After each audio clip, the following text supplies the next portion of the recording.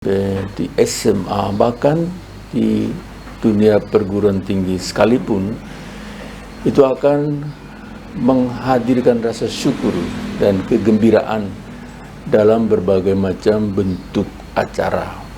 Ada syukur di tengah keluarga, syukur bersama sahabat kenalan, juga ada syukur bersama begitu banyak orang karena dinyatakan lulus, sukses, berhasil dalam dunia pendidikan. Pasti seorang yang dinyatakan lulus ini karena dia tekun dan setia mendengarkan pengajaran dari para guru atau para dosen di perguruan tinggi dan juga selalu belajar dengan baik, taat menjalankan apa yang menjadi disiplin ilmu yang didapatkan di jenjang pendidikan tertentu, maka dia sukses. Ini yang biasa terjadi, dialami oleh anak-anak atau orang dewasa dalam dunia pendidikan.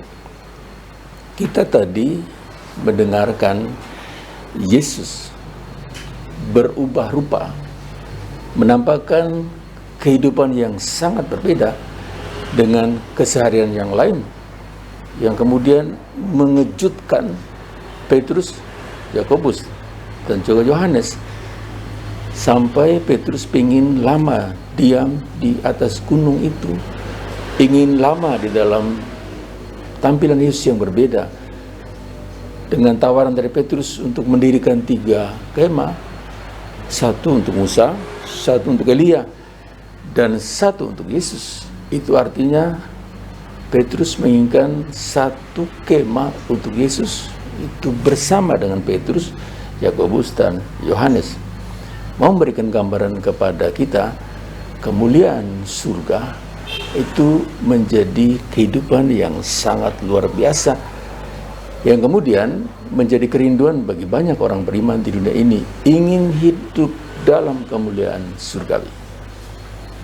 Roberto, Paroparanoma, Bapak Ibu, saudara-saudari, anak-anak yang terkasih di dalam Kristus, kita coba melihat diri kita yang juga pasti merindukan kemuliaan surgawi sebagaimana yang ditunjukkan oleh Yesus di atas Gunung Tabor. Beberapa catatan penting agar kita sampai pada kehidupan dalam kemuliaan surga itu. Yang pertama, kita harus memiliki iman yang kuat sebagaimana yang ada dalam diri Abraham dalam bacaan pertama tadi. Abraham, dengan imannya, Abraham mendengarkan petunjuk dan arahan dari Allah Bapa dalam perjanjian, dan kesetiaan Abraham mendengarkan dan melaksanakan apa yang menjadi suruhan dan arahan dari Allah Bapa, menjadikan Abraham bapa kaum beriman. Abraham sukses memiliki kehidupan dalam kemuliaan surgawi karena Abraham punya iman yang kuat. Abraham mendengarkan ajaran Allah Bapa, Abraham taat menjalankan hidupnya menurut imannya kepada Allah. Kita juga bisa belajar dari iman Abraham ini. Yang kedua, tadi saat Yesus berubah rupa, ada identitas Yesus yang diperkenalkan oleh Allah Bapa dari langit yang terbuka. Inilah anakku yang terkasih, dengarkanlah dia.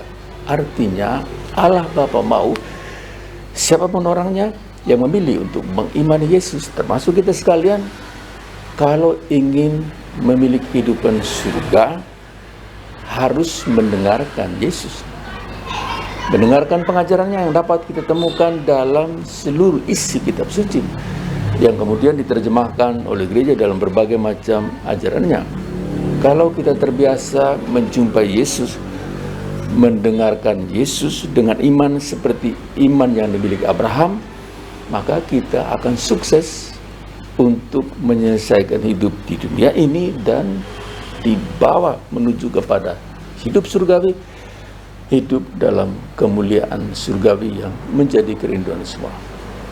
Manfaatkan masa prapaskah ini sebagai tahapan untuk mengasah iman kita supaya kita memiliki iman seperti Abraham, mudah mendengarkan Tuhan, taat menjalankan perintah Tuhan. Manfaatkan masa Prapaskah ini juga untuk menjumpai Yesus di dalam penderitaannya, ambil bagian di dalam misteri penderitaan Yesus, dan dengan demikian kebangkitan Yesus pada peristiwa Paskah akan menghadirkan kemuliaan dari Allah Bapa yang menyelamatkan kita, yang boleh kita alami karena kita mengikuti Yesus, mendengarkan Yesus, dan taat menjalankan hidup kita menurut pengajaran Tuhan. Tuhan memberkati kita. Amin.